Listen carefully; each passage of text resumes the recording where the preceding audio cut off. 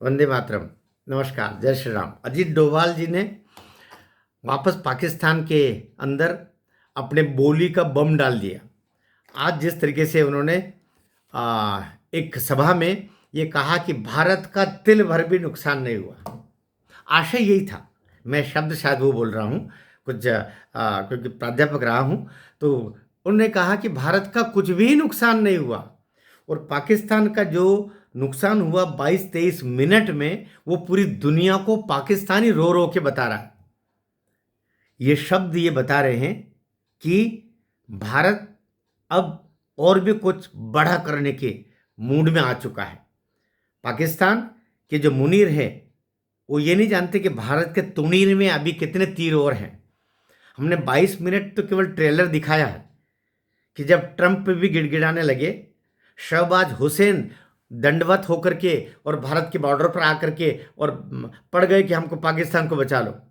उनके परमाणु संयंत्र के ऊपर भी जाके भारत ने दे ठोक कर दिया और उसी से सीख ली इजराइल ने, और इजराइल ने भी ईरान में ईरान के जो परमाणु संयंत्रों को जहाँ रखा जाता है, परमाणु तैयारियाँ जहाँ पर है, वहाँ पर दे ठोक कर दिया। भारत मार्गदर्शक बन गया, भारत आइकॉन बन गया दुनिया के लिए।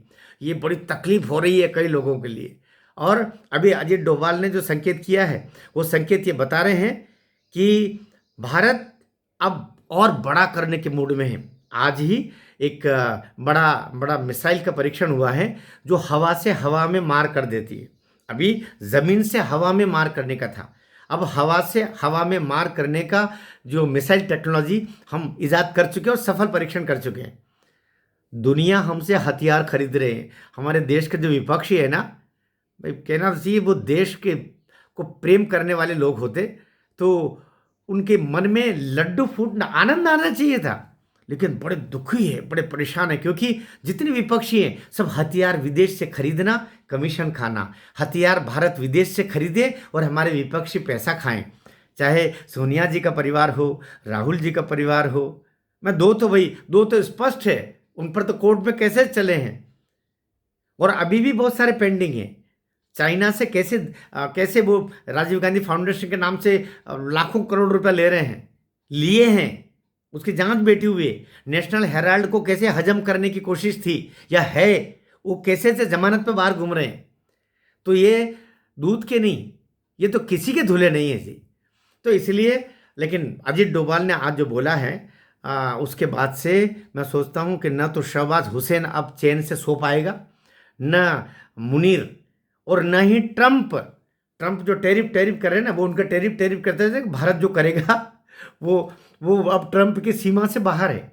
इसलिए आजकल मोदी जी बोलते नहीं, सीधा खजाना खोलते, उनको जो करना है वो निपट लेते। भारत अब याचक की मुद्रा में नहीं है, दाता की मुद्रा में है, और यही तकलीफ का कारण बन रहा है दुनिया के लिए।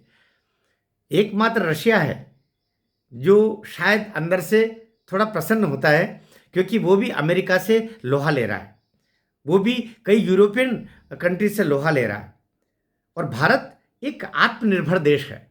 भारत अब हाँ में हाँ नहीं मिलाता, भारत अपने हाँ में दुनिया को हाँ मिलवाता है। इसलिए आनंद के क्षण हैं। अजीत डोभाल ने जो आज बम फोड़ा है पाकिस्तान के ऊपर, शब्द बम, इसका असर बहुत जल्दी बहुत बड़ा होने वाला है और भारत बहुत बड़ा अब कुछ करने वाला है, इसमें ज़्यादा दूरी नहीं है। भारत माता की जय।